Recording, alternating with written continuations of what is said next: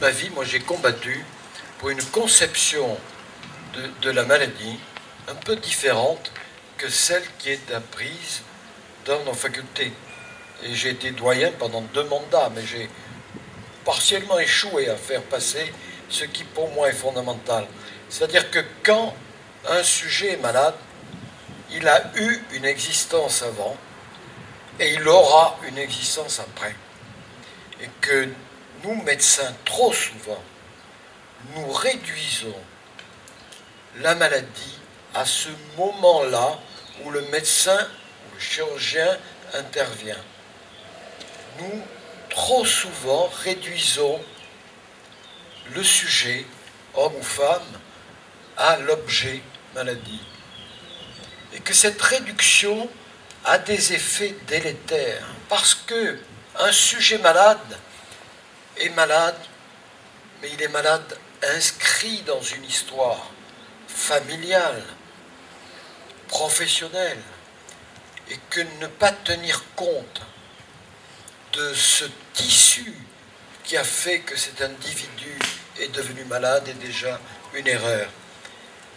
Et quand, après la maladie, le comble a été évoqué par Pierre, le comble, c'est dire, ça y est, c'est fini, vous êtes guéri. Non, ça commence. Et tous ceux qui ont été atteints dans leur corps, blessés, amputés, et quel exemple meilleur pourrait-on trouver que le cancer du sein, qui va toucher à l'image du corps, à l'image de la féminité. Quand on a été amputé dans son corps, comment peut-on dire ben, le traitement est réussi et s'arrêter là? Non, le traitement continue. Et il y a, bien sûr, on le voit de plus en plus, des prises en charge psychologiques qui sont mises en route. Mais là, ce dont il s'agit aujourd'hui, c'est d'aider à la reconstruction narcissique du sujet. Le sujet amputé, blessé, mortifié, diminué, il a besoin de se reconstruire. Il a besoin de se reconstruire et il faut utiliser tous les atouts pour se reconstruire. Il y a le soutien psychothérapeutique, il y a le soutien familial, il y a le soutien des amis, il y a le soutien médical, bien sûr. Mais il faut reconstituer une image de soi-même qui puisse nous maintenir dans un respect suffisant de soi pour que l'on puisse aller vers l'autre, continuer à aller vers l'autre, continuer à agir sur le monde, continuer à être présent dans nos réseaux familiaux et sociaux. Il faut que nous soyons reconstruits sur le plan de l'estime de soi. Et là, l'esthétique joue un rôle important.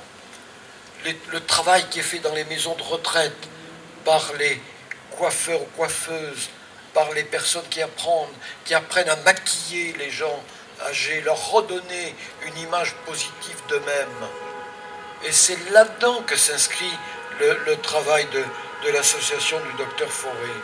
Et je pense qu'il y a là, effectivement, une piste fondamentale et pas accessoire, fondamentale, si on veut considérer l'être humain globalement, sa pathologie inscrite dans son histoire, dans son corps et dans l'estime qu'il a de lui et qu'il faut reconstruire.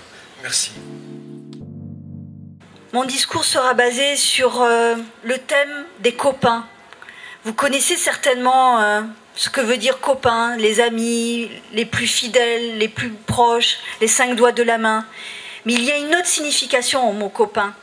Copain, ça veut dire copain, ceux qui partagent le pain.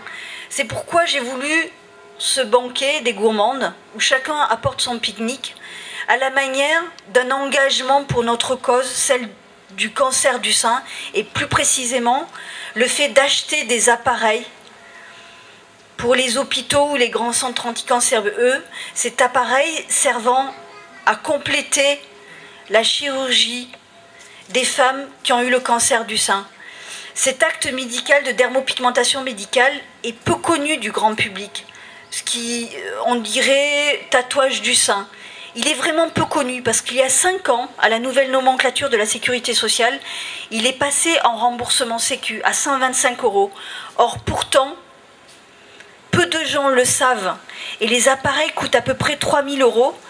Et même si une chimiothérapie coûte 15 000 €, peu de gens savent que cet appareil est nécessaire pour que la femme retrouve son intégrité de femme, son image corporelle. Et ceci est très intéressant et important parce qu'on a remarqué à l'hôpital de Montpellier, au CHU, où cette consultation existe depuis 7 ans de manière complète, avec une approche globale, esthétique de la personne faite par un médecin, que ceci améliorait les chances de guérison. Il y a quelques consultations éparses dans les hôpitaux en France où on fait juste la dermopigmentation. Mais une approche globale comme ça, travaillant sur l'esthétique des cheveux, de la cicatrisation, de la silhouette, de la nutrition, prévention du cancer du sein, du tatouage du sein, c'est vraiment très rare. Et d'ailleurs, notre idée a fait des émules, puisque maintenant nous allons dupliquer cette consultation pour les grands centres anticancéreux en France. Nous avons le soutien du Cancéropole Grand Sud-Ouest. C'est vraiment une consécration pour nous, parce que le professeur Yachou va nous aider à développer ça, et on sait très bien où on va développer une deuxième consultation l'an prochain, après celle de Montpellier. Mais maintenant, notre association est super organisée. Nous avons une armée de l'ombre qui nous aide vraiment, des patientes de l'hôpital, du cabinet privé, qui sont là et vraiment actifs pour nous aider. Et aussi, nous avons un bureau qui est extrêmement prestigieux et qui nous a donné sa caution intellectuelle, son autorité, sa renommée, qui nous a signé un chèque en blanc pour pouvoir avancer. Je pense en particulier au professeur Lamarck, qui n'a pas pu être là pour des raisons privées cet après-midi, et j'en suis bien triste, parce que depuis 6 mois qu'il est devenu président d'honneur de l'association, rien que son nom a été un sésame. Et ensuite, je pense au professeur Touchon, qui est certes un grand professeur en médecine, mais qui est aussi 4e adjoint à la mairie, responsable des affaires médicales, ancien doyen. Donc son nom aussi a été un sésame, et connaissant sa rigueur, qu'il soit, et son intégrité, étant vice-président dans notre association, c'était déjà un gage énorme de sérieux de notre association, donc on a pu avancer vraiment. Ensuite, la mairie nous a aidés. Notre 2e vice-président est le bâtonnier Pierre Châtel, qui a certes des connaissances immenses en expertise juridique, préjudice corporel, dommages corporels, mais aussi qui a un cœur immense. Il aide aussi les enfants, on le sait, son action caritative est large au sein de la France. Et enfin, notre 3e vice-président, qui travaille maintenant à l'étranger et qui est aussi le vice-président fondateur, et le professeur Giacalone. Il y a 7 ans, nous avons créé tous les deux l'association, et surtout, il m'a donné la chance de commencer cette consultation à l'hôpital, qui sert maintenant de consultation témoin pour les autres CHU en France. C'était vraiment très novateur. On a travaillé 1 an avant de pouvoir implanter ça. Et au départ, c'était très très difficile. Les gens disaient « Oh, ça va pas durer, on n'envoie pas de gens ». Et puis de proche en proche, quand maintenant ils voient que ça fait 7 ans qu'on est là et qu'on a des appuis importants, eh ben, on commence à compter. Et c'était tellement novateur qu'il a fallu 7 ans pour être sur les feuilles, les ordonnances officielles du service avec un nom. Mais bon, on est patient et la persévérance a payé. Voilà l'essentiel de ce que j'avais à vous dire pour cet événement. Donc, partager ce pain ensemble, c'est un signe d'engagement pour partager vos dons pour l'association Femmes Victoire Esthétique, qui va acheter des appareils médicaux de proche en proche dans les CHU en premier, pour compléter la restructuration mammaire, des femmes qui ont le cancer du sein.